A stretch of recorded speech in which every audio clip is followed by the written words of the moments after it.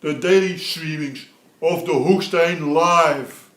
Here, direct from Amsterdam, we're gonna send you around the world, around the places where it's happening. And one of the places where it's happening is Ferguson, USA. Another killing, another black teen shot dead, and this is the report we have on this.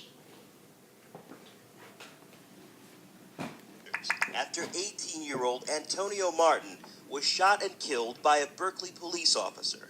And online, conspiracy theories about what happened ran amok. People feared this could light the fuse for another Ferguson. When I got there, we were all saying the same thing. Here's a white policeman killing a black young man. So when does this stop? And I can assure you that did not happen. Berkeley Mayor Theodore Hoskins insists this case is very different because this time, he says, there's visual proof clearly showing his officer fired in self-defense when confronted by an armed teen. Specifically, 3 surveillance views from the gas station that investigators released to show exactly what happened. In one, you see 2 men in the parking lot face to face with the officer who responded to a report of shoplifting.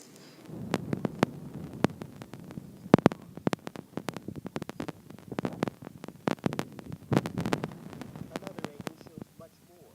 Presumably after the officer fires his weapon, he falls backward as if retreating. Then he quickly gets back to his feet. Despite this video proof, the mayor knows some will remain skeptical in this community, just a few miles from the place that sparked tremendous national controversy.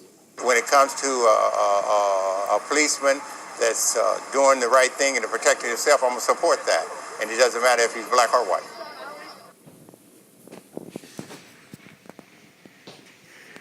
People will get skeptical, maybe, about this thing in Ferguson, USA. But then, we here in Holland are also skeptical, because the last week, the whole country, all the national media, all the state media, they were promoting this thing called Serious Request, that everybody should give money for the poor girls around the world. And all this money will end up in the pockets of the people running this whole thing, will end up in the pockets of the people running the television and radio stations, and the people organizing the event, and the people serving drinks in restaurants and bars around where this was happening. And this is why I made in Dutch a small little video clip telling the people, a little bit skeptical, bring your money to the poor all around the world. Stort je geld. There we go.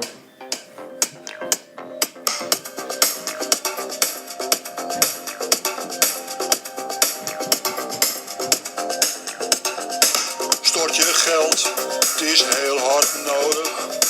Stort je geld voor een goed doel. Stort je geld om te helpen, ja, stort je geld en krijg een goed gevoel. Stort je geld voor alle kinderen. En stort je geld tegen zinloos geweld.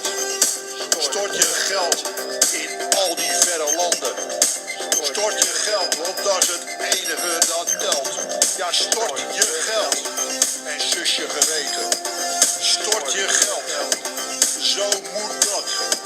Je stort je geld, maar je stelt geen vragen. Of je stort je geld in hun zwarte gat.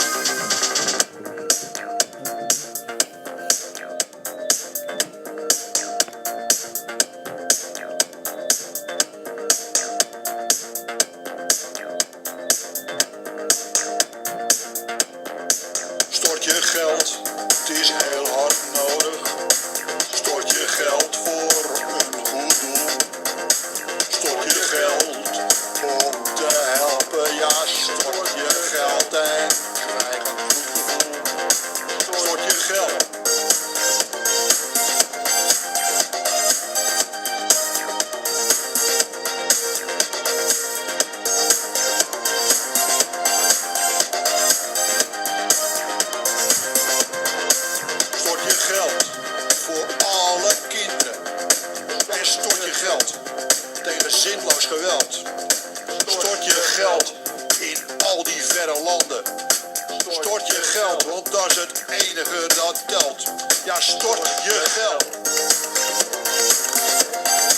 Stort je geld. Stort je geld. Stort je geld. Stort je geld. En zus je geweten. Stort je geld. Zo moet dat. Je stort je geld. Maar je stelt geen vragen. Want je stort je geld in hun zwarte gat. Stort je geld. Voor de zieken en voor de zwakken. Stort je geld. Heel ver weg en hier dichtbij. Stort je geld voor het milieu en voor de dieren. En stort je geld en maak iedereen blij. En stort je geld voor al die dure kantoren. En stort je geld voor een auto met chauffeur. En stort je geld en zie het verdwijnen in de zakken van een fraudeur.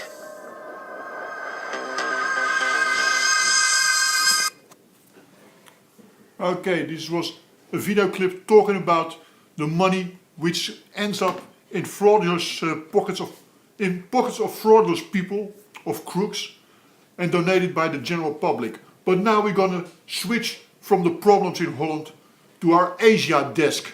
We have several things in Asia. To begin with, the Japanese. There was a report this morning in a newspaper from England that the Japanese have less and less sex.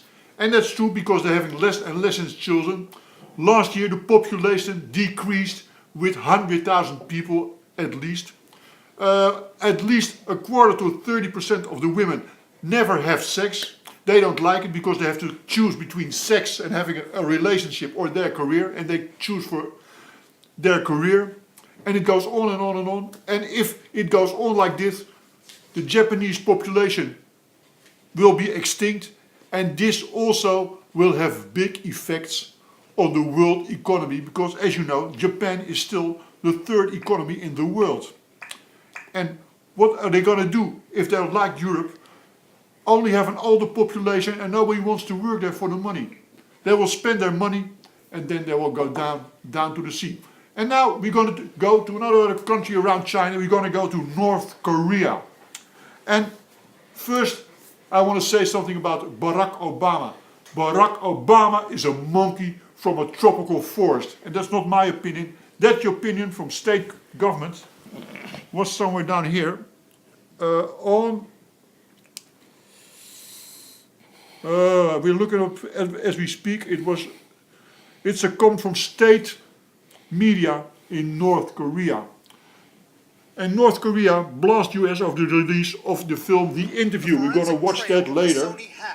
We're going to watch it now. Difficult to follow, and tonight is sparking increasing doubt over the FBI's belief that hackers working for North Korea are responsible. It's clear to us, based on both forensic and other evidence that we've collected, that unequivocally they are not responsible for orchestrating or initiating the attack on Sony. Sam Klein's cybersecurity firm Norse did its own investigation of the Sony hack.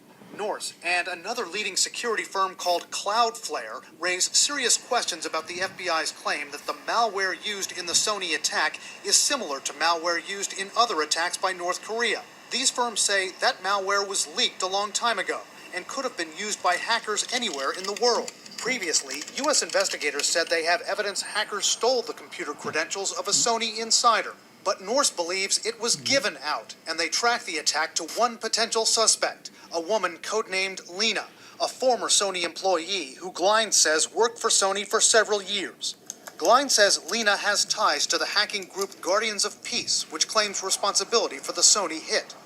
Glein says Lena was a security staffer with Sony who had what he calls super user access to the company's cyber secrets, usernames and passwords to critical systems. He says Lena had two motives for the hack. First of all, how Sony treated its employees, layoffs that were going on in the department, but also a bigger issue around piracy and how Sony was treating those who had pirated music and had been and movies and other content, and how they had been prosecuted in the U.S. and other countries. Experts have lingering doubts about North Korea's ability to carry out such a sophisticated attack. Is beyond the skill level that we've been able to observe. But if North Korea did commit the Sony hack, analysts say it would have been done by a shadowy unit of the government called the Reconnaissance General Bureau, which they say conducts cyber warfare. It's commanded by General Kim Yong-chol, a very influential former bodyguard for Kim Jong-un's father and grandfather. So they have somebody that's an intimate to the Kim family, who's also a very effective manager supervising this. And that actually shows the importance that North Korea's national security apparatus places on these on electronic and cyber capabilities. North Korea has emphatically denied hacking Sony. As for the tracking of the hack to a former Sony employee named Lena, Sam Glines of Norse Corporation says his firm has shared that information with the FBI. We reached out to the FBI and to Sony regarding the findings on Lena, and we asked the FBI for comment overall on all of the doubts that North Korea did this. Neither the FBI nor Sony would comment on any of it. ISIS. And now, dear viewers, we're gonna go from this very serious situation in Asia, we're gonna go a little bit further to the Middle East. We're gonna go to the ISIS, where there's a lot of things happening in ISIS. As you know, they are fighting all around Syria, all around Iraq, and the developments are getting more serious every day. But today there was a report, also in an English newspaper, that ISIS had one big problem which remains in their state. The garbage is not picked up. Electricity doesn't work. They have no infrastructure for public services. The only thing they know to do good is suppress the people. This is what the report said, but hey, what do we know about that? We got a few reports coming up for the situation around ISIS. And first we're going to go to a killing which happened in the city of Mosul, which ISIS seized, but how long? Because the guy in charge there, he was killed. Has killed ISIS-appointed governor of Mosul in Iraq. He'd only been in office for 25 days since the former office holder was also taken out by the U.S.-led coalition. This comes as ISIS holds a Jordanian pilot whose plane came down in Syria earlier this week. The U.S. and Jordan reject ISIS claims that the group shot down that plane, but now the family of the pilot is left pleading for his freedom, and the Jordanian parliament is threatening grave consequences should he be harmed. Kurdish and Iraqi forces gearing up for another offensive to take Mosul. I'm glad you brought it up. What are we doing there? It's been taken by ISIS since June. Now you've got another mayor or governor of that area that has been taken down. Is that a sign that we are making progress, that perhaps Mosul could go back into the hands that the coalition wants to see? Absolutely. If we didn't think that was a possible outcome, if the Iraqi forces didn't want to reclaim this major city in the north, they wouldn't be taking this mission on. The United States wouldn't be in Iraq, back in Iraq, providing the assistance necessary in order to get this job done. Clearly, progress is being made, but as has been assessed, it's probably years before the ISF, the Iraqi security forces, are in a position to do something against threats that we're a part of. So what should the U.S. response be? Specifically, I guess let's talk about Mosul. If you're talking about the Iraqis being able to try to retake Mosul, should it be advisors on the ground? Should it be more airstrikes? What should the U.S. do to help that process? Well, what the U.S. should do and what the U.S. can do at this point are essentially two separate things. The U.S. certainly could lend much more of a military hand to the Iraqi security forces. That has not been the position moving forward, and I don't think the Iraqi security forces are in a position to absorb that type of help right now. So what's taking place is certainly airstrikes, a lot of great intelligence. There are some additional command and control type capabilities. The United States and its coalition partners have an immense amount of resources, that the enablers, if you will, both ground and air, that can be used in order to effectively help the Iraqi and the Kurdish forces as they go after Mosul. There's a lot of outside as well as inside type of support that can be used. We're going to go now to another report from a German journalist who spent a few days with the ISIS and got very impressed by their capability. And let us not forget that here in the West, the French government sent out the army on the streets because of some random attacks taking place. They said it were some crazy people, but on the internet, people said it was not crazy people, it was Islamists. There are still Dutch, German, French, English people going there to the ISIS state to fight alongside against Assad and the West. And the Americans, they say, we haven't seen the last of it yet. So now we're going to go to a report from a colleague from Germany who spent a few days with the ISIS. And question is, how trustworthy is his report? Probably quite trustworthy. He spent there a few days, he looked there and he came on with some frightening conclusions that they were stronger than we thought, than we get in the news. And this, it goes the same as what the American says. It's an extremely We go there now because it's now there. the most dangerous terrorist organization in the world. German author Jürgen Totenhöfer managed to visit ISIS territory both in Iraq and in Syria. They are only 1%. It's a 1% movement in the Islamic world. But this 1% movement has the power of a nuclear tsunami. It's incredible. I was so amazed.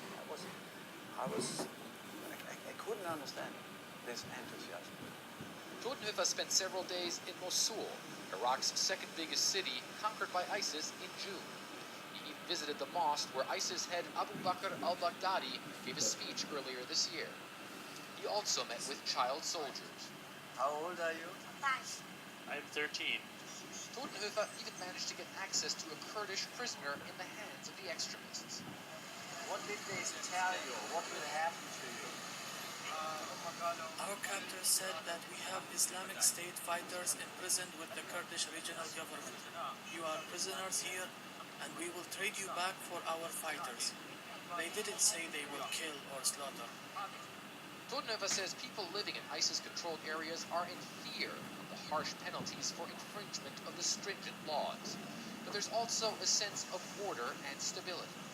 According to Totenhöfer, fighters say they often manage to defeat much larger armies, like the Iraqi military, because they're not afraid to die. It took you how many days to conquer Mosul? 4 days. We didn't kill 24, but we killed a score of them. So they got terrified and ran away. We don't retreat. We only fight, and God Almighty will victor us. Those who have reverted from Islam do not have a solid ideology, so they ran away. They came to fight for the tyrant, fight for money. During battle, he learned many of the ISIS fighters wear suicide vests, willing to blow themselves up rather than be captured. In one interview, a senior ISIS fighter warns the US and Europe. We will conquer Europe someday. It's not a question of us wanting. We will. We'll kill 150 million, 200 million, 5 million. We don't care about that. Atrocities ISIS has already committed suggest they're serious about their threats. This German author's visits to the Islamic State shows a brutal, merciless group, but also one that won't go away anytime soon. Fred Pleitgen, CNN, Munich, Germany.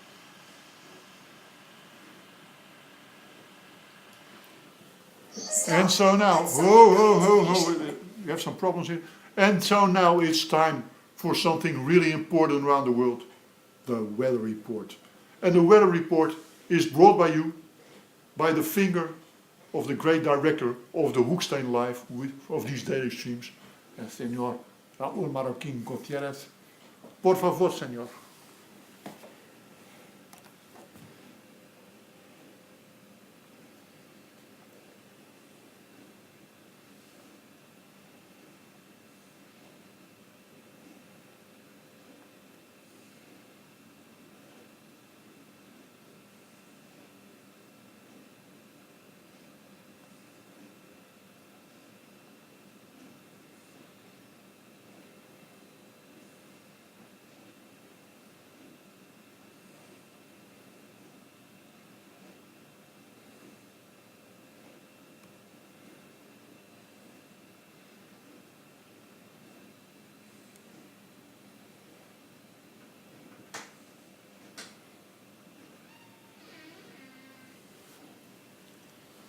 And there you have it, the weather report for the most interesting places around the world. And now we're gonna go to something which is a request by our friend Titus Muislaar, the famous Dutch actor, known as the best stage actor of the Low Countries. He wanted to see a clip from, he wanted to see, not a clip, he wanted to see the whole interview from Jean-Paul Sartre with one of his favorite writers, a writer who wrote a play specifically for him. I'm talking about Harold Pinter. So now you have it, dear viewers from these daily dispatches from the Hoeksteen Live. Harold Pinter and Jean-Paul Sartre on screen. They're both dead, but they'll be alive in this show from now on.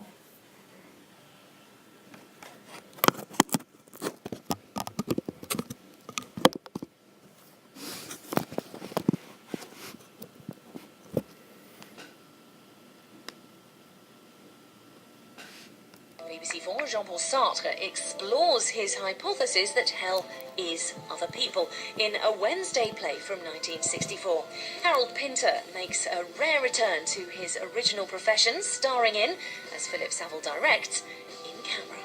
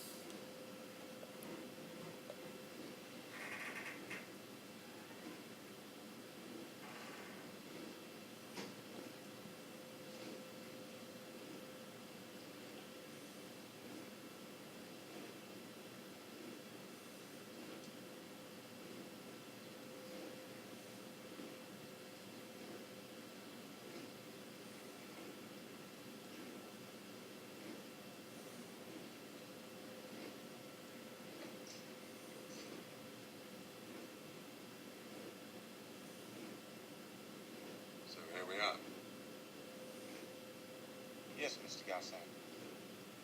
And it's like this. Yes, it's like this. Well, I dare say one gets used to it in time. Stop there. Are all the other rooms like this one? Well, how could they be? We cater for all sorts. But you'll find that being here has its points of view. Really? Yes, I dare say. Still, I certainly didn't expect this. You know what they tell us down there? What about? About this residence. Oh, really, sir? How could you believe such ridiculous stories? Told by people who've never set a foot here. Well, of course, if they had. Quite so.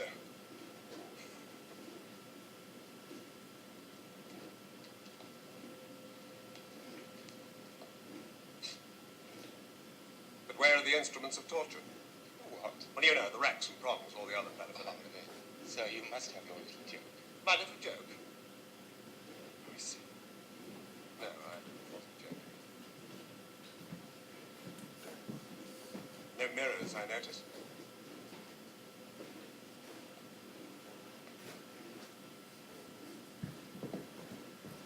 No windows.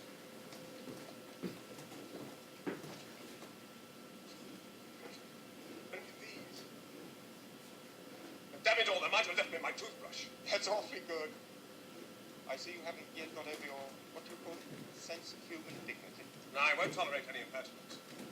I quite realize the position I'm in. I do beg your pardon, sir. No offense, ma'am. But all our guests ask the same questions.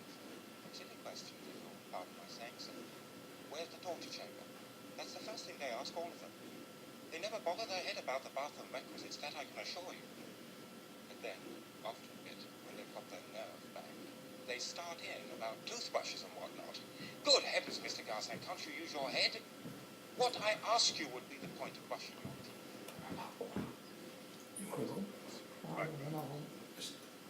And why should one want to see oneself? But these paintings, that's another story. I suppose there will be times when I stare my eyes out at them. Stare my eyes out. So, that's that. No toothbrush. And no bed either. One never sleeps, I think. Of course not. Why should one sleep? A sort of drowsiness steals on you, tickles you behind the ears, and you feel your eyes closing, but you don't sleep. No. Lie down on the seat, and in a flash, sleep flies away, miles and miles away. So, rubbing your eyes, get up. Something starts moving. That's what. No, wait a minute. There's a snag somewhere, something. Oh, I see. It's life. Without a breath. What do I mean? Much. That's why there's something so lizard-like in the way you stare. They're paralyzed. Your eyelids. We move ours up and down, blinking. It's a kind of small black shutter that clicks down and makes a break. Everything goes black. One's eyes are moistened. Oh, you can't imagine how restful it is. 4,000 little rests per hour. 4,000 little respites. Just think. So that's the idea. I'm to live without eyelids. Well, don't act a fool. You know what I mean. No eyelids. No sleep. Follows, doesn't it? I shall never sleep again.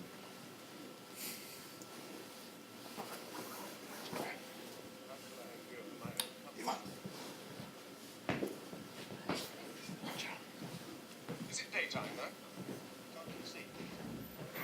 Ah, yes, I've got it. It's your daytime. And outside? Outside, Oh, damn it, you know what I mean. Beyond that wall. there's a passage. And beyond that? There are more rooms, more passages, and stairs. And what lies beyond that? That's all. Sure. Surely you must have a day off sometime. Where do you go? Go to my uncle's place. He's the head valet here. He has a room on the 3rd floor. I should have guessed as much. Where's the light switch? There isn't. What? One can't turn off the light? Oh, the management can cut off the current if it wants to. But I can't remember there having done so on this floor. We have all the electricity we need. So one has to live with one's eyes open all the time. To live. It is that. But then it's a little overworked. One's eyes open. Forever. Always broad daylight in my eyes. I know. Very well, sir. You don't need me anymore. I'll be going. But you're going? No. Wait.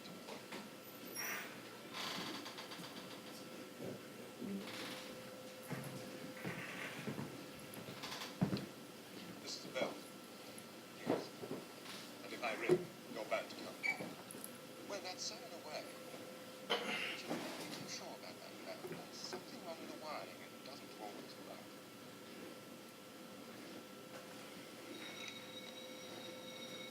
It's working all right.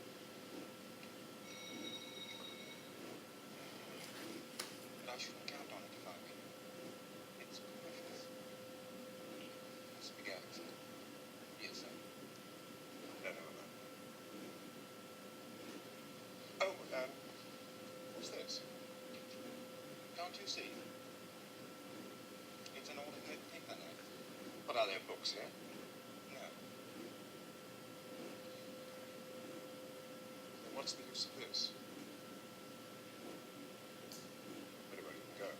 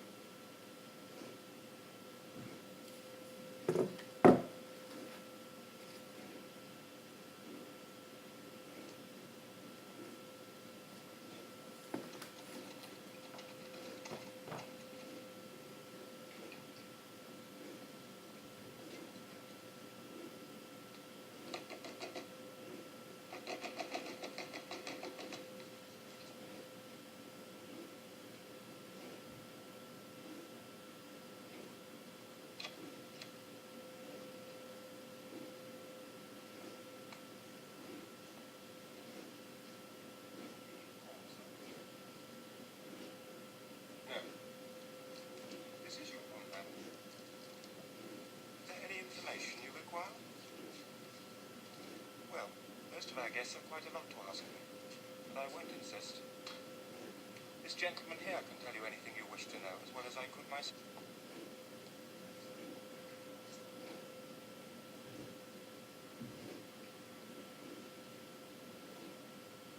Where's Florence?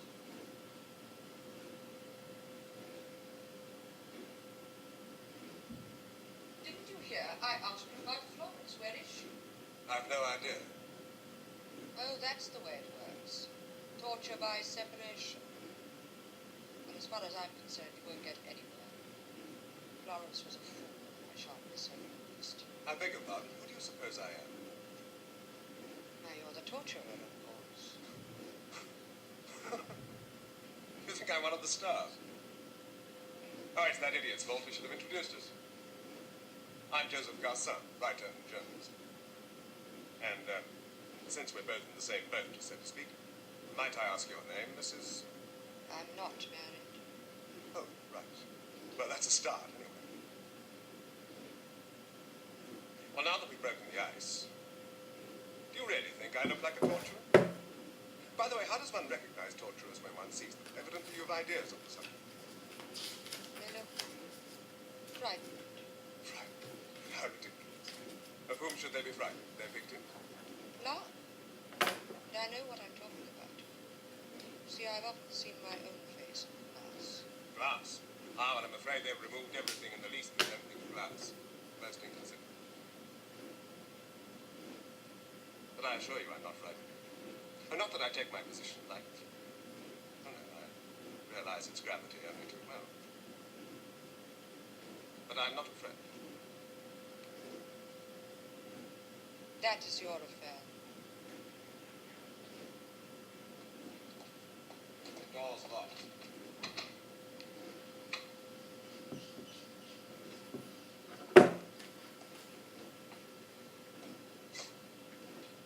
Must you be here all the time? Well, I can quite understand that it bores you having me here. Quite frankly, I'd rather be alone myself. I want to think things out, set my life in order, and does that better by oneself. But I'm sure we'll get along together somehow. I'm no talker. I don't move much. In fact, I'm a peaceful sort of fellow. But I do suggest that we make a point of being extremely courteous to each other. I'm not polite. Well, then I must be polite for two.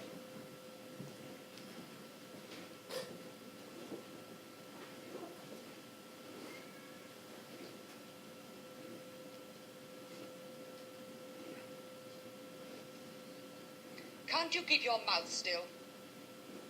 Twisting it about all the time, it's grotesque. I'm so sorry, I wasn't aware of it. I'm being polite and you don't even try and control your face. Remember, you're not alone.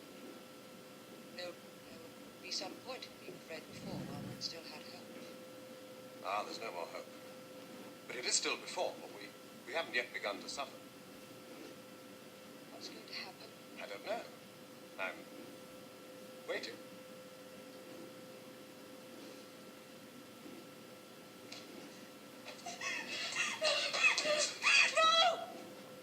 Don't look up! I know what you're hiding with your hands. I know! You've no face left!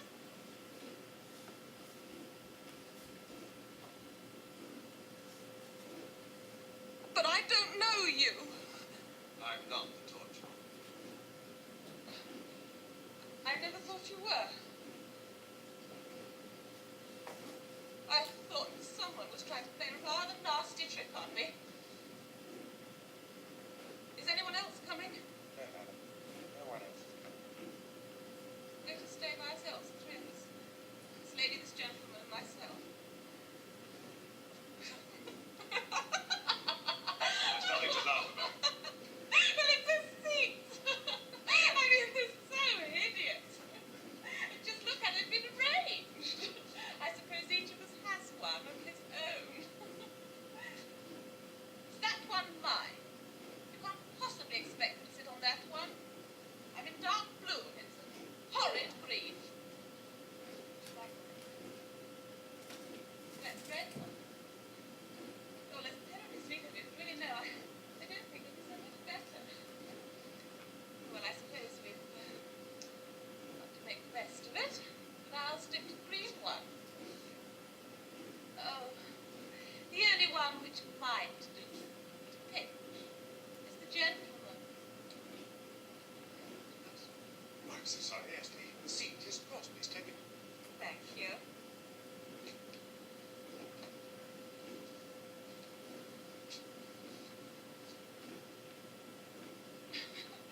Well, if we're going to live together, I suppose we better introduce ourselves.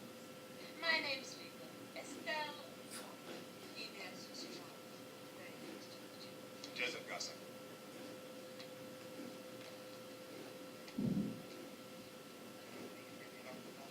No, you go. I'll ring when I want you.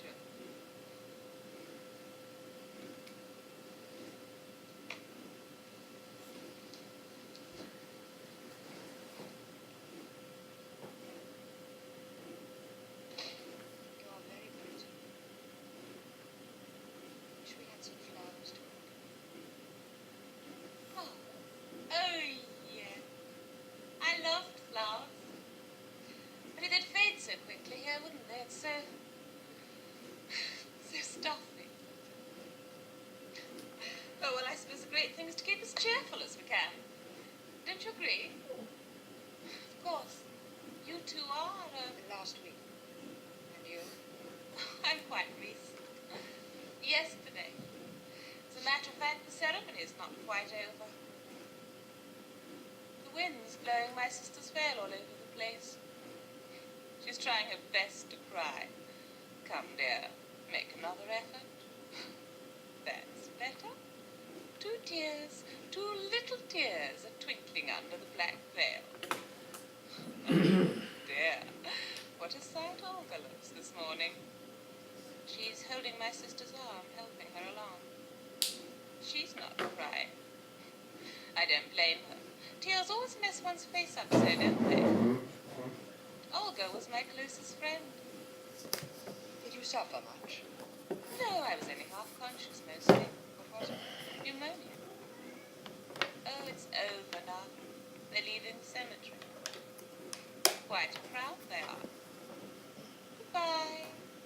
Goodbye. My husband stayed at home, frustrated with grief for me. How about you? Gaston. And you, Mr. Gaston?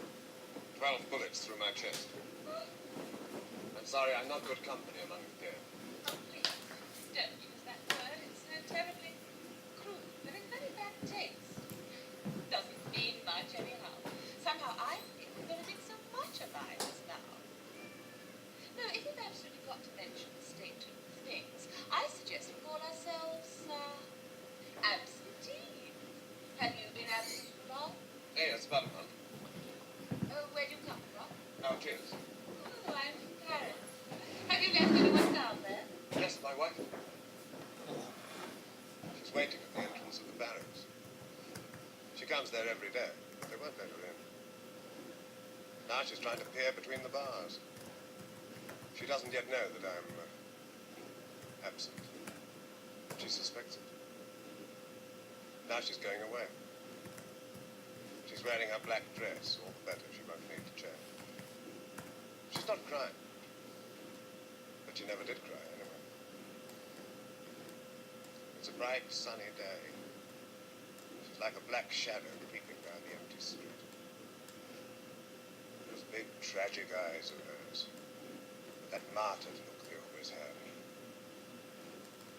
Oh, no, she got on my nerves.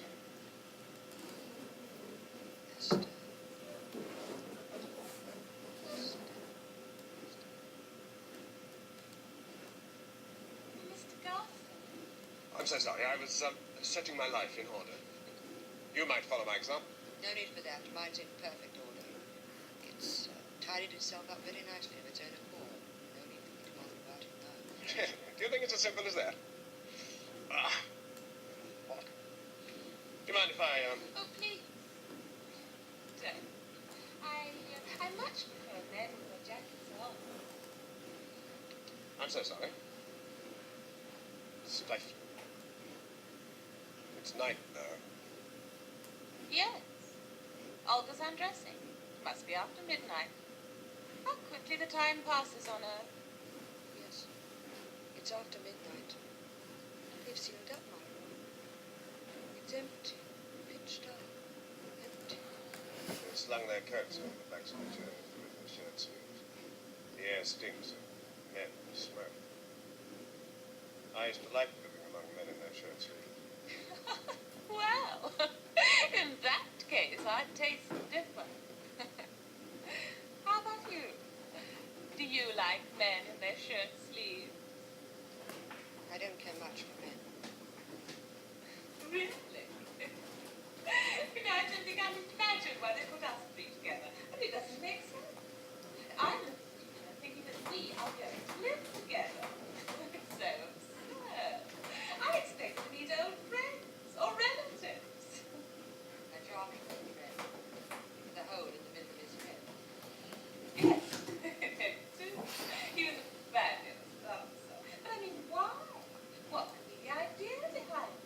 It's a pure fluke, I should say. They lodge people as they can in the order of their coming. Why are you laughing? But you amuse me with your books. That very chance. I suppose you've got to reassure yourself somehow. I wonder now. Don't you think we may have met each other at some time in our lives? Yes. I should never have known. And you, Mr. Gusson? No, we've never met.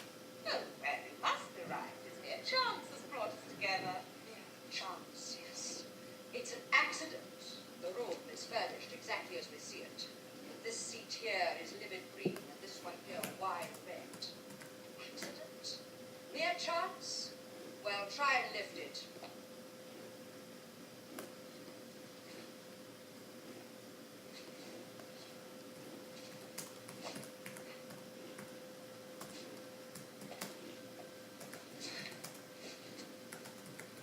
And this statue, you think that's there by accident?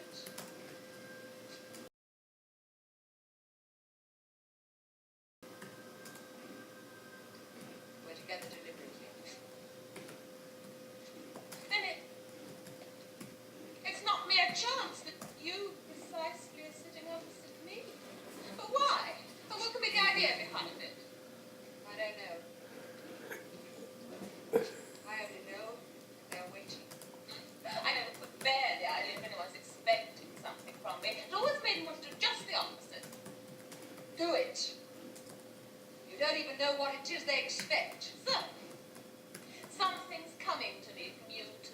Something nasty, I suppose. There are some faces that tell me everything at once. Yours don't convey anything.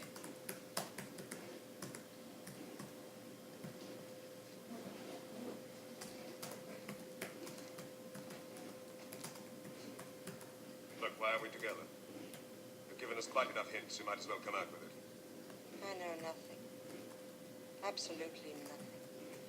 I'm as much in the dark as you are. You've got to know. If only we had the guts to tell. Tell what? Estelle? Yes?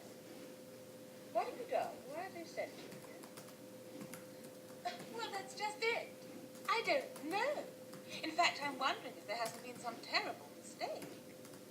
Well, don't smile. Just think of the number of people who become absentees every day. Must be thousands and thousands. And they're probably sorted out by understrappers. Oh, you know what I mean. Stupid employees who don't know their job. So they're bound to make mistakes sometimes. Do stop smiling. Well, why don't you speak? If they made a mistake in my case, they may have done the same about you. And you. Well, isn't it better to think we're here by mistake? Is that all you've got to say? Well, what else should I say? I've nothing to hide. I lost my parents when I was a kid. And I had my young brother to bring up. We were terribly poor. And when an old friend of mine said it was the right thing for me to do, don't you agree?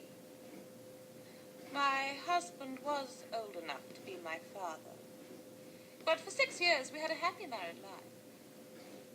Then, 2 years ago, I met the man I was fated to love.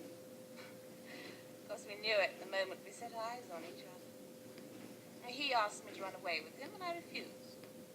Then I got pneumonia, and it finished me. That's the whole story. No doubt my certain standards I'd wrong sacrificed my youth to a man nearly 3 times my age. Do you think that could be called sin? Certainly not. And now tell me, do you think it's a crime to stand up by one's principles? Of course not. Now surely no one could blame a man for that. Well, I ran a pacifist newspaper, and then the Algerian War broke out. What was I to do? Everyone was watching me, wondering, will he dare? Well, I dared. I folded my arms, and they shot me. Had I done anything wrong? Wrong? Well, on the contrary, you were A hero. What about your wife, Mr. Garson? Oh, that's simple. I rescued her from the gutter. Well, there you are, you see. See? Oh, yes, I see. Come on, let's quit the fantasies. We're all tarred with the same brush. Whatever do you mean? We're criminals, murderers. We're in hell. They don't make mistakes. People aren't damned for nothing. Stop it! In hell, damned souls. That's us, all three. Will you keep quiet? Damned. So? That's you, my little plaster saint.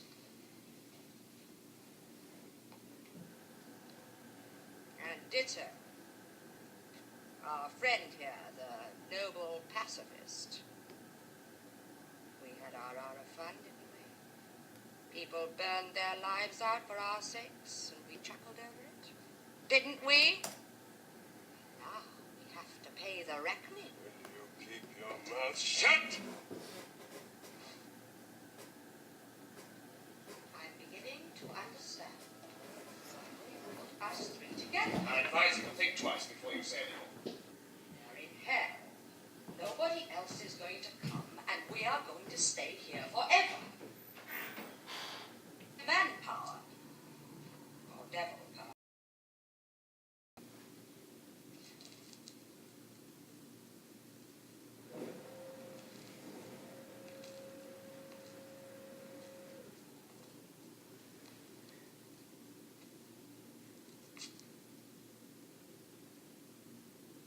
No.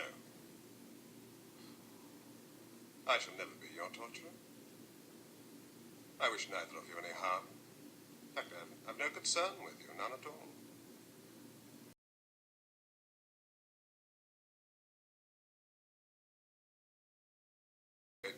10,000 years with only my thoughts for company. Have I got to keep silent too? Yes. And that way we'll work out our salvation. Looking into ourselves. Agreed? Agree? I agree.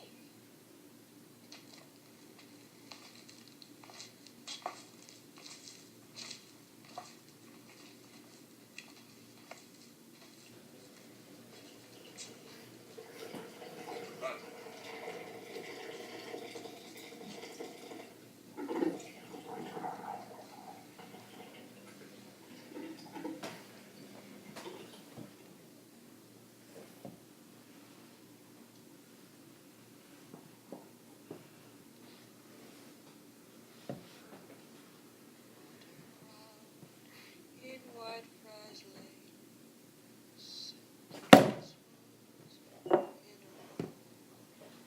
with the sky and the night, and a pair of brand new books to White Friars Lane, to see the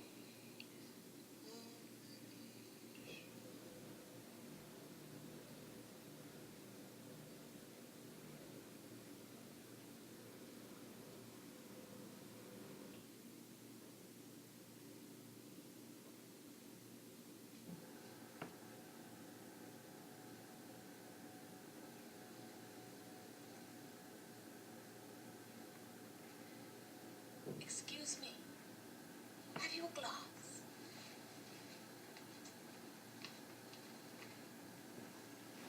Any sort of glass. A pocket mirror would do.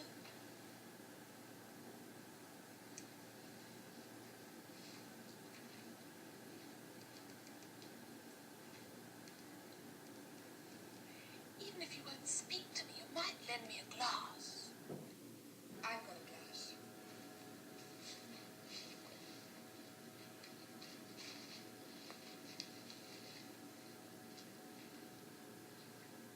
They must have taken it away from me at the entrance. Oh, how infuriating. Oh, What's the matter? I feel so odd.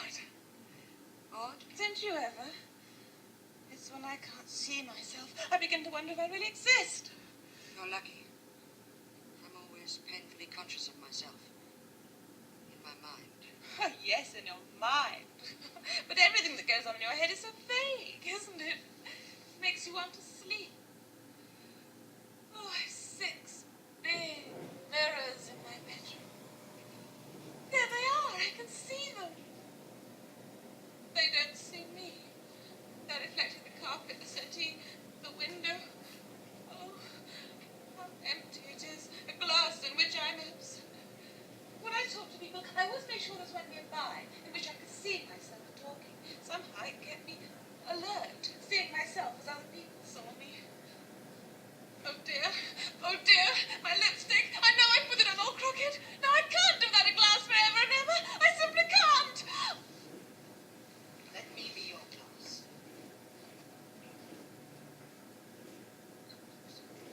But Don't bother about him.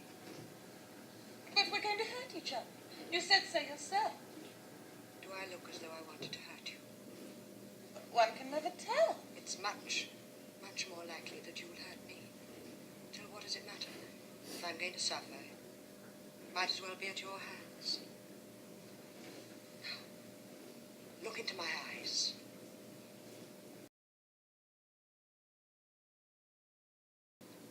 But don't bother about him. We're alone. Ask me. are my lips all right? Show me. It's smudgy. Oh, I thought as much. Luckily no one's seen me. I'll try again. Wait. Now. Follow the line of your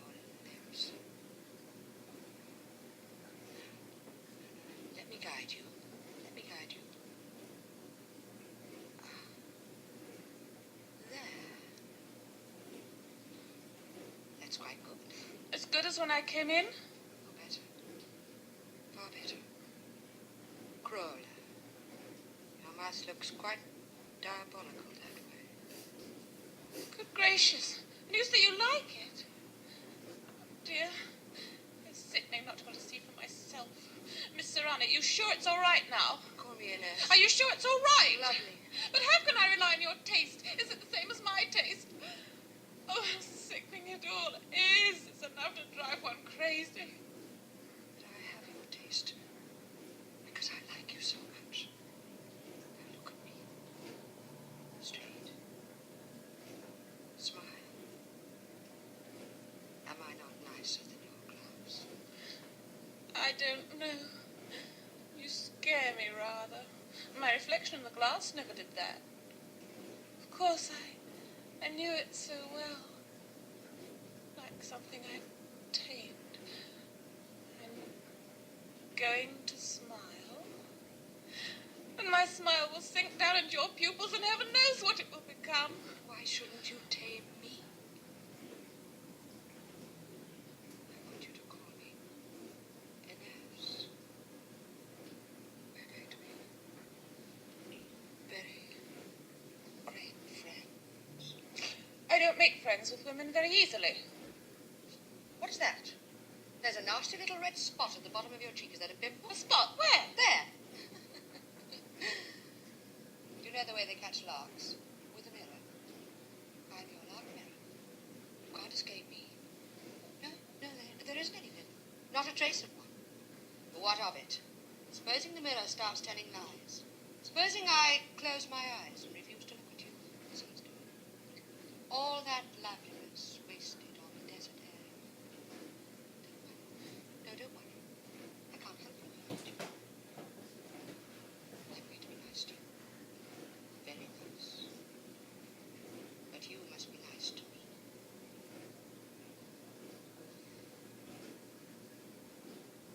Are you really attracted by me? Very much indeed. But I wish you'd notice me. Why? Because he's a man.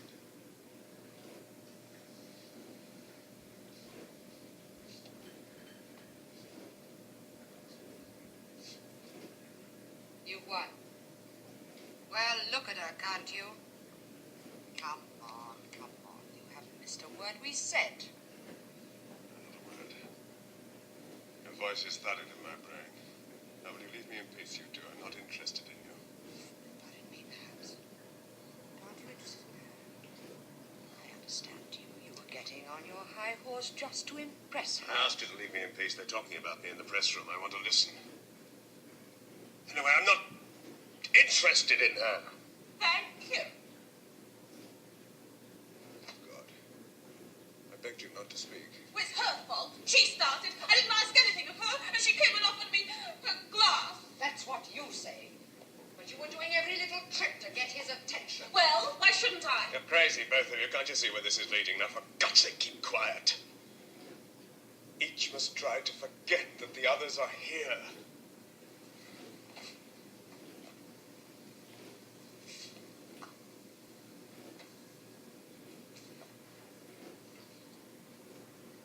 Forget about the others. You're utterly absurd. I feel you. Oh. Silence clamors in my ears. You can nail up your mouth, you can cut your tongue out. It doesn't prevent you being there. Can you stop your thoughts? I can hear them ticking away like a clock. Tick, tick, tick. I'm sure that you can hear mine. It's no good sulking on your seat. Every sound comes to me soiled because you intercepted it on the way. You've even stolen my face. You know it and I don't. And you've stolen her from me. Do you think she'd dare treat me as she does if we were alone?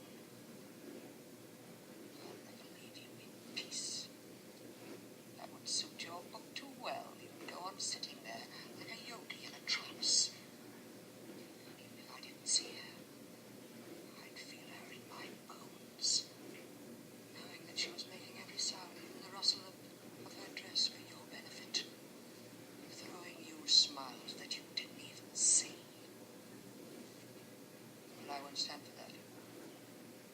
I prefer to choose my hell.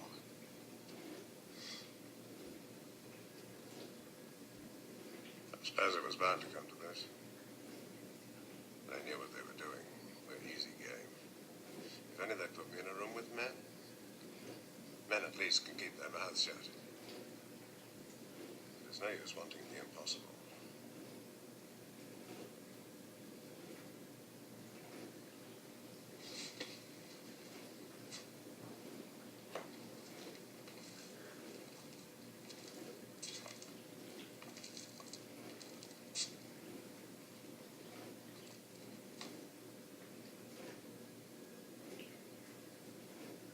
So I attract you, little girl. Don't touch me.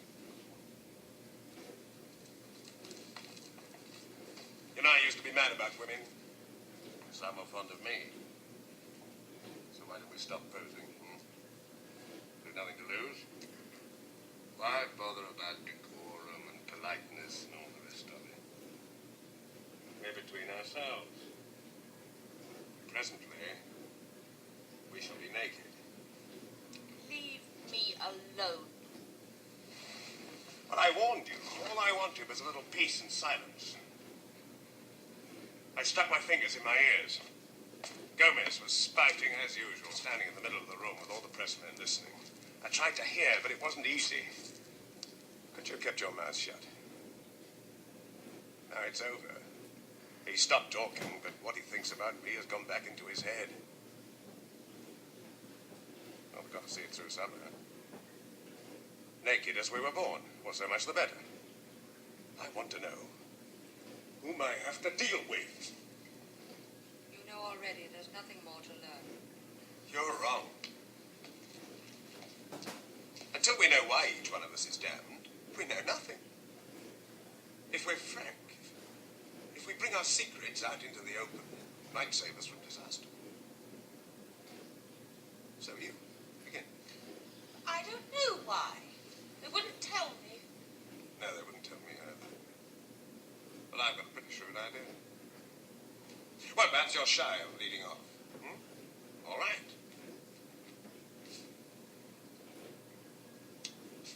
I'm not a very estimable person. We all know you were a deserter. Oh, that's only a side issue. I'm here because I treated my wife abominably. That's all. For 5 years. Naturally, she's suffering still. As soon as I mention her, I see her. It's Gomez who interests me, but it's her I see. Where's Gomez got to? For 5 years. There, they've given her back my things. She's sitting by the window with my coat over her knee. The coat with the 12 bullet holes. The blood's like rust. A brown stain round each hole. It's quite a museum piece, that coat. Scarred with history. And I used to wear it. Imagine. Can't you shed a tear, my love? Surely you can squeeze one out at last. No? Can't manage it. Night after night, I came home drunk, stinking with women. She'd sat up for me, of course, but she never uttered a word of reproach. Only her eyes spoke. Big, tragic eyes. Why did you have to treat her like that? Oh, it was so easy. A word was enough to make her flinch like a sensitive plant. But never, never a reproach. I'm fond of teasing. It's like second nature to me. I don't tease nicely. I watched and waited. Not a tear, not a protest. I picked her up out of the gutter, you understand. Now she's stroking the coat.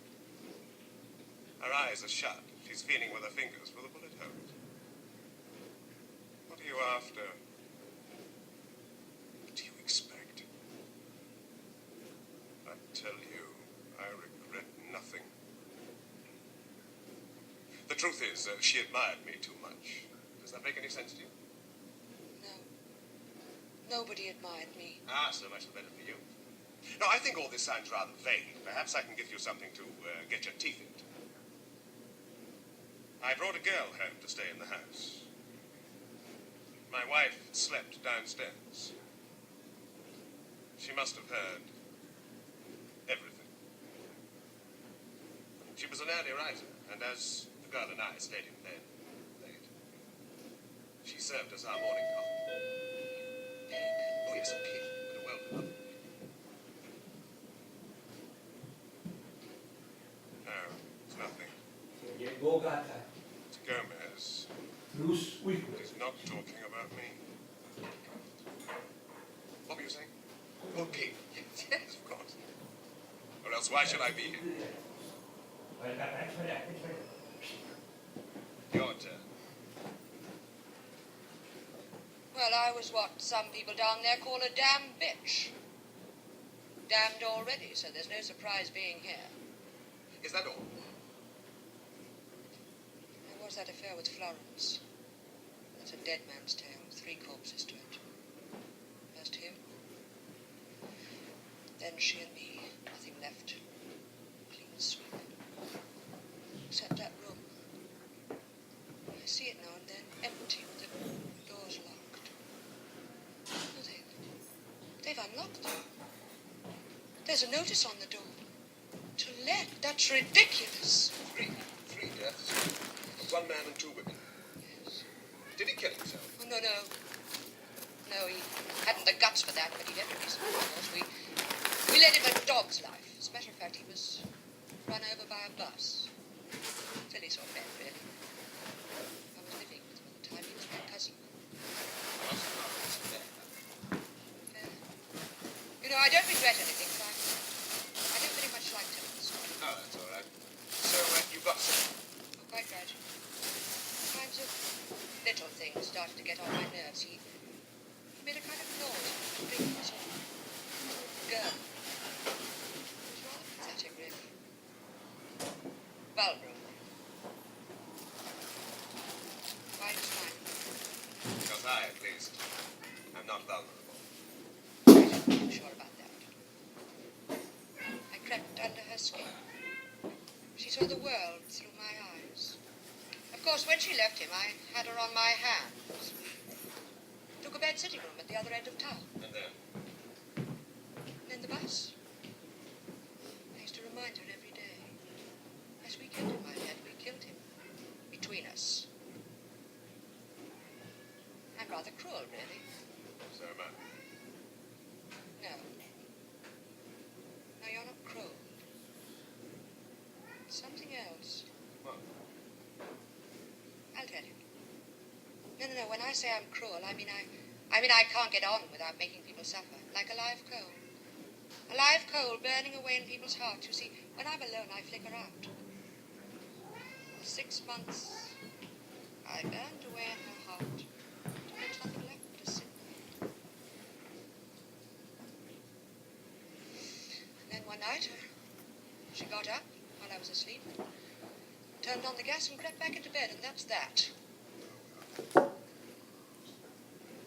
are you thinking?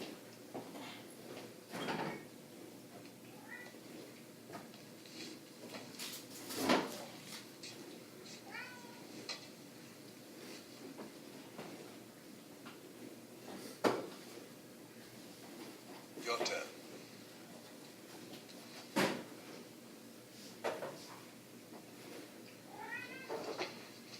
What have you done?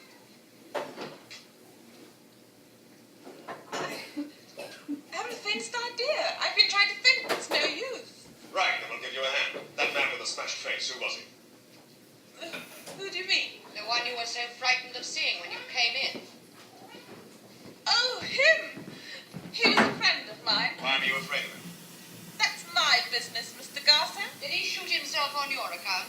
Of course not. How absurd you are! Then why should you have been so scared? He blew his brains out, didn't he? That's how his face got smashed. No, don't, please don't go on! Because of you. Because of you. That's right, he blew his brains out because of you. Leave me alone! It's a man bullying me like that! I want to go! I want to go! Go! I asked nothing better, but I'm afraid the door's locked. You're hateful. Both of you! Hateful, yes, that's it. Now get on with it. That man who shot himself, he was mistress, that's right, wasn't it? Of course he was, and he wanted to have it to himself alone. That's but as poor as a church mouse. Was he poor or not? Give a straight answer. Yes, he was poor. Yes, and then you had your reputation to keep up. One day he implored you to run away with him and you laughed in his face. You laughed and he killed himself. That's right, isn't it? Did you used to look at Florence in that way? Yes.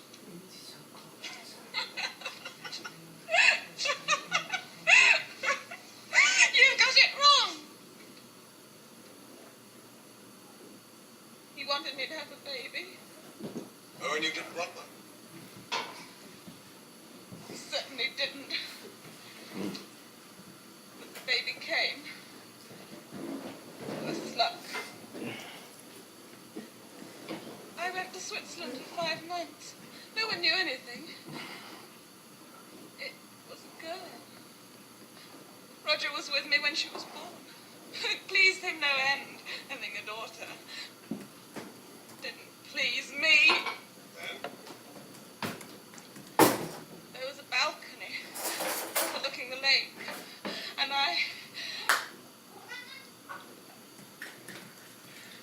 he saw it.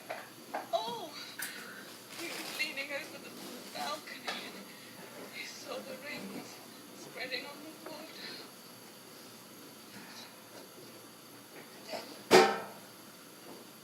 I went back to Paris, and he did as he wished. You made him blow his brains out. It was absurd of him, really. My husband never did anything. I love you. Oh, don't bother. Tears don't flow in this place. God, I'm a coward. I hate you. I hate you.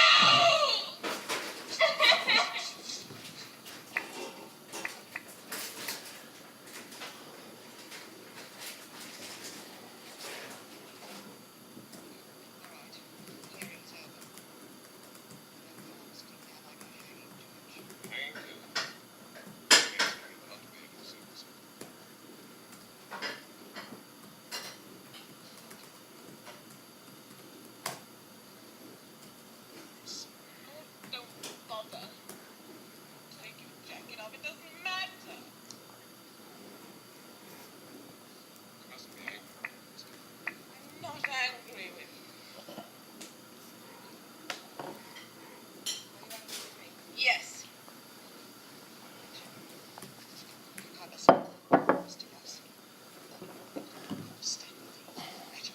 I wonder. Yes, perhaps a little better.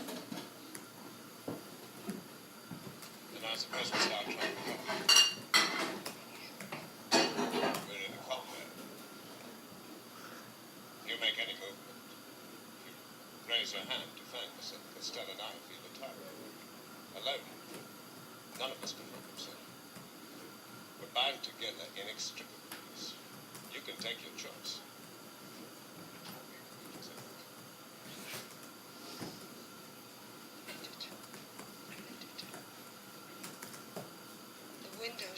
The windows are wide open and there's a man sitting on my bed. My bed. There's a woman there too. She's going up to him. She's putting her hands on his shoulders. That's my room. Mine. He's going to kiss her.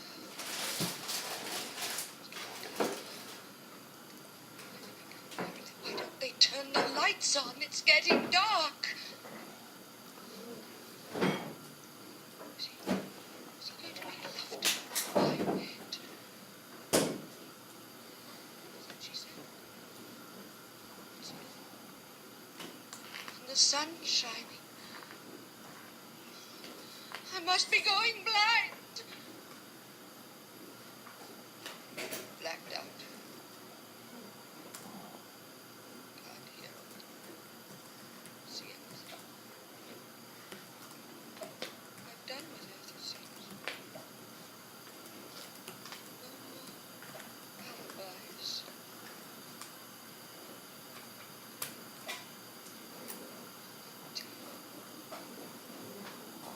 Jessica.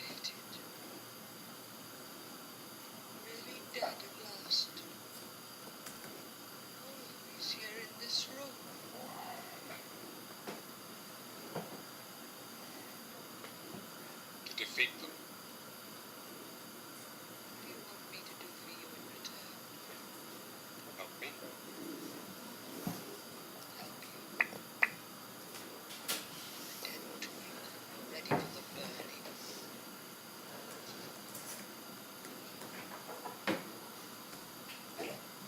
Look at this.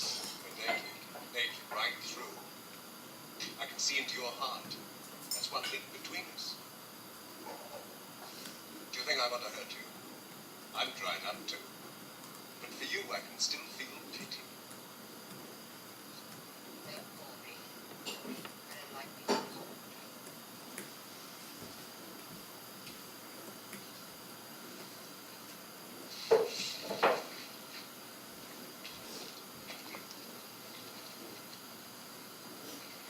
Keep your pity for yourself. There are tramps waiting for you in this room too, you know. All nicely set, waiting for you. Do well to look after your own interests. Leave us. I promise I'll leave you.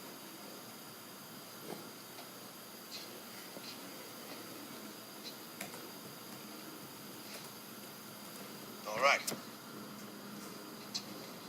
Gus, What? please, you can help me. You want anyway. help? Apply to her. Oh, Gus, please help me. I don't want to be left alone. Olga's taken him to hospital. Taken who? Peter. Oh, no, they're dancing together. Who's Peter? Such a silly boy. He called me his gloves and screamed. He was terribly nervous. Were you in love with him? But he's sitting down. He's puffing and blowing like no, of course I don't love him. He's only 18. I'm not a baby snake. Then why bother about it? What difference does it make? He belongs to me. He belongs to you. I tell you, he was mine. He was all mine. Was yours. Now, try to touch him. Go on, try to make him hear. All with a touch. She can squeeze his hand. She can rub up against him. Yes, look. She's pressing her great fat breasts against him, puffing and blowing in his face. Oh, my poor little darling. Why didn't you laugh at her? Oh.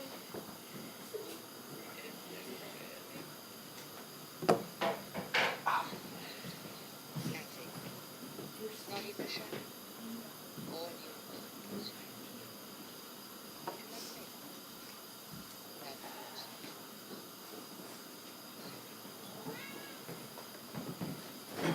You! Mine! That's good. If you two would call me glancing stream, his crystal girl. You know too much about me. Pity. Think of me. Fix your thoughts on me. All the time you're thinking, my glancing stream, my crystal girl. I'm only half here. I'm only half wicked. And half of me is down there with you. Oh, just look at her face. No, it's absurd. We've laughed at it.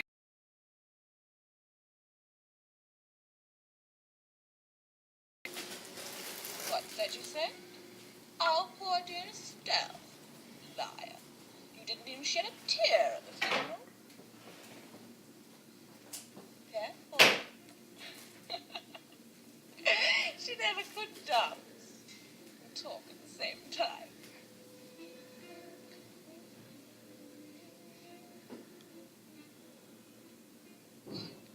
No! Don't tell him! Please! You can keep him! Do what you like with him! But don't tell him I'm out!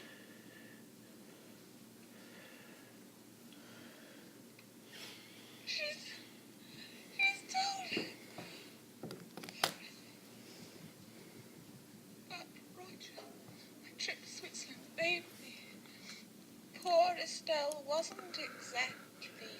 No, I wasn't exactly... All right. Keep him. I won't quarrel with you wearing his long eyelashes, his pretty face. Turn down the light, as they do for a tango.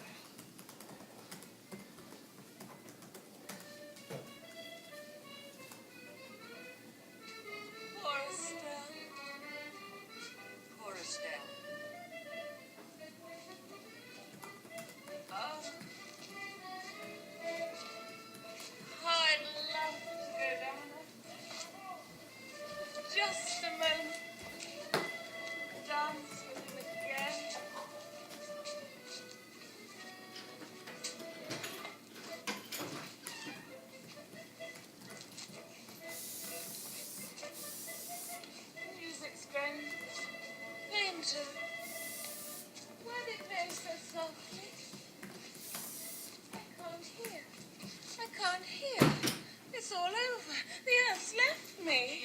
don't turn away from me.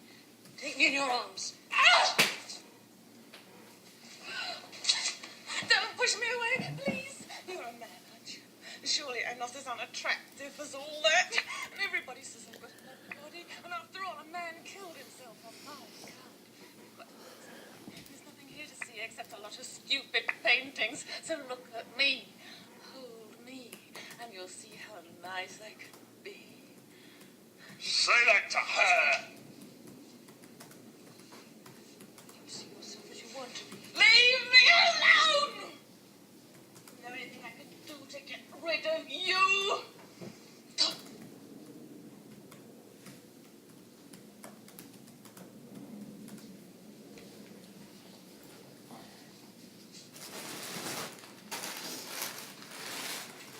There. It's a man you want.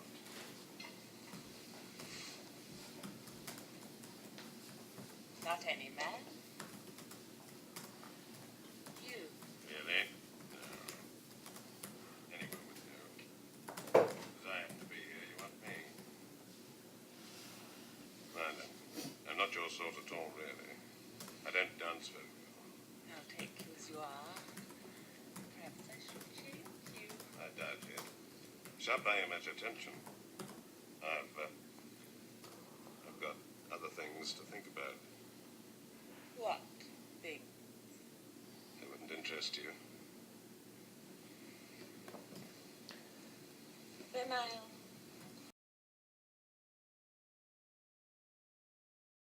No ears. She's nothing. I shan't love you.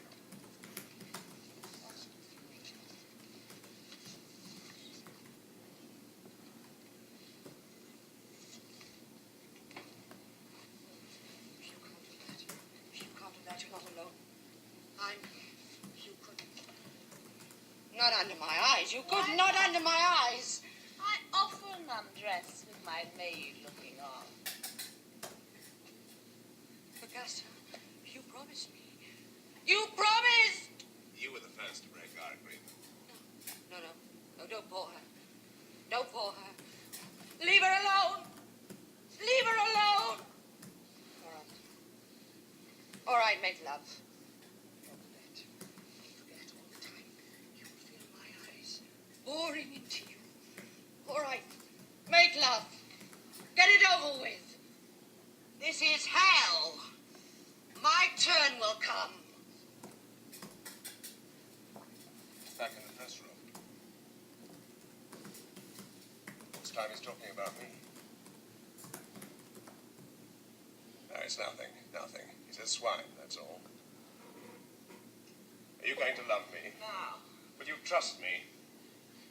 Trust you?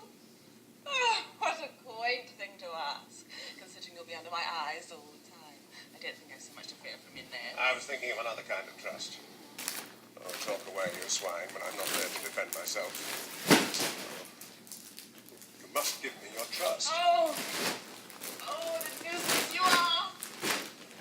I'm giving you my love, my arms, my hopes. Everything could be so simple. My trust I haven't any to give, I'm afraid. You never said what I should have done instead. I'm sure you had good reasons for acting as you did. I have. Well, But were they the real reason? oh, you've a twisted mind. That's your problem, worrying over such trifles. I thought it all out. I wanted to make a stand. But was that my real motive? that's the question. Was it your real motive? But finally, I thought my death would settle it. If I faced death courageously. Stop. Look at me. I want someone to look at me while they're talking about me down there. I like green eyes. Green eyes. And you, Estelle, do you like cowards? You knew how little I care. Coward or hero, it's all one, provided you kiss as well. There they are, slumped in their chairs. They're thinking Garson's a coward. One's got to think of something. That chap Garson is a coward. That's what they've decided, as dear friends of mine. In 6 months' time, they'll be saying cowardly as that skunk Garson. You're lucky, you two. No one on earth is giving you another thought. I'm long in dying. What about your wife? But didn't I tell you she's dead? Dead? Just now, 2 months ago. Grief. What else? So that's that, you see. My wife is dead. All is for the best. The war is over. I've carved out my place in history. Darling, look at me. Please, look at me. Touch me. Keep your hand there. Why trouble what this man is thinking? They'll die off one by one. Forget. There's only me now. Yes, but they won't forget me. They'll die. And others will come after them to carry on the legend. Think too much. What else is there to do? I was a man of action once. But they've locked me out. They've passed judgment on my life without troubling about me. And they're right, because I'm dead, and brave and decent and all the rest of it. Then that one person's faith would save me.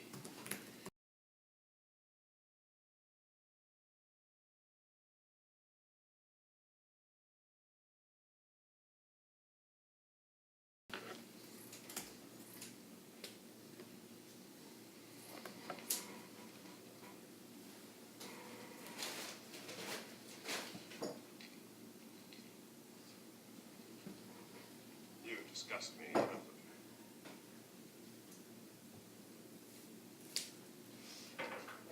What are you doing? The door's locked. The bell doesn't work. Please, please. I tell you, they shall open it. I can't endure it any longer. Her father than she is. Never something it's up to. Governor, please, I beg you. I implore you. Please, I won't bother you anymore. I won't talk to you. I don't be left alone with the men. Look after yourself. I never asked you to come here. Indeed, you are. Yes, it's quite true. You're a coward. Let him go. We'll have the place to ourselves. We won't gain anything if that door opens. I'm going too. Where? I don't care where. As far from you as I can. Open the door. I'll endure anything. Your red-hot pincers of molten lead, your racks and prongs and garrots, all your fiendish gadgets.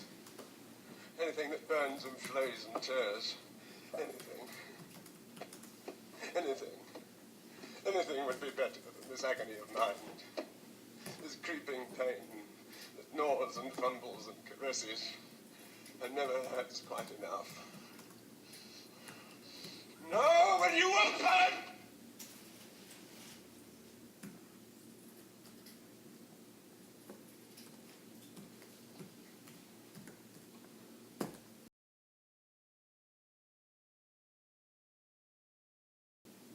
I'm not going. And you? That is done. It's a scream. We're inseparable. Go, quickly, push her out, close the door on her. No, no, no, don't push me out there, not in that passage. Let go. But you're crazy, she hates you. Because of her, I'm staying.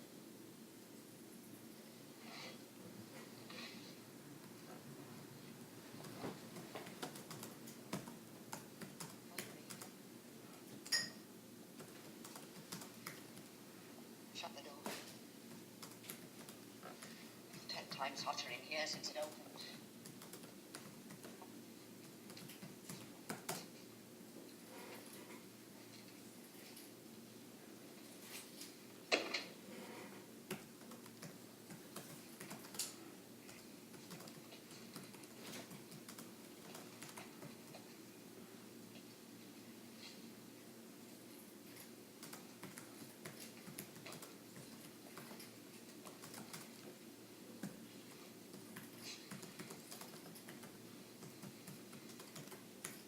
Because of me, you said? Yes. You know what it means to be a coward. Yes, I know. And you know what wickedness is, and shame and fear. Weren't there times when you looked into yourself and what you saw horrified you? Yes. You know what evil costs. And when you say I'm a coward, you know from experience what that means. Isn't that right? So it's you whom I have to convince. I couldn't leave you here gloating over my defeat, with all those thoughts about me running in your head.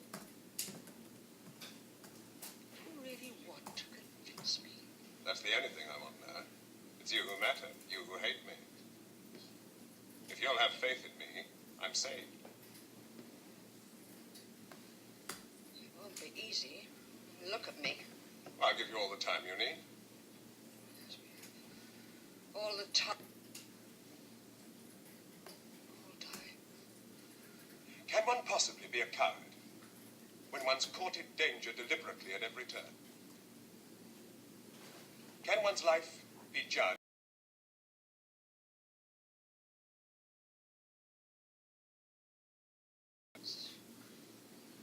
Nothing else that counts. I died too soon. I wasn't allowed time to carry out the actions of my life. We all die too soon or too late. Me underneath, ready for the summing up. No, don't lose heart. Convince me. Argue with me. Price. What a price. You're a coward, Garsan, because I wish it. I wish it. Yet, look at me. See how weak I am? Your breath on the air.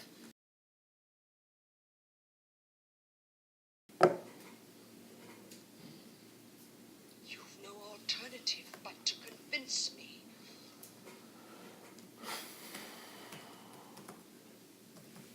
Will night never come? Never. You will always see me. Always.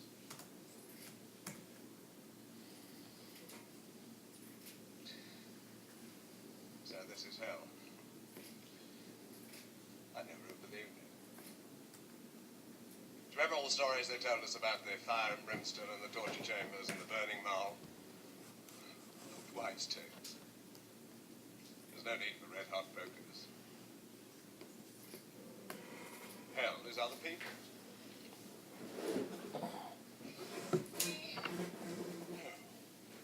I can't love you while she's watching.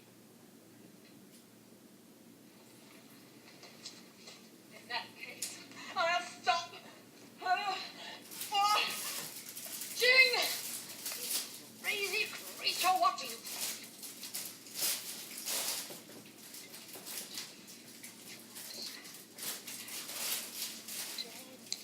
Dead.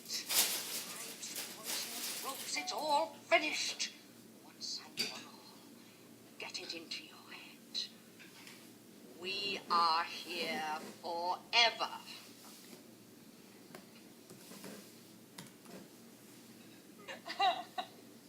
Forever.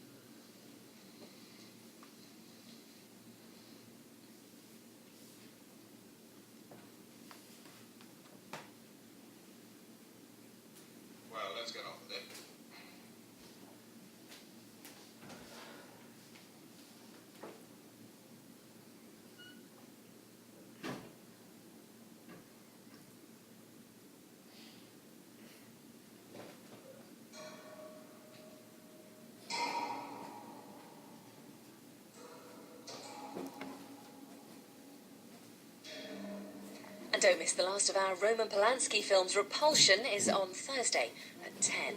Next tonight, history professor Arnold Toynbee talks to Ludwig Kennedy for Epilogue. Stay with us.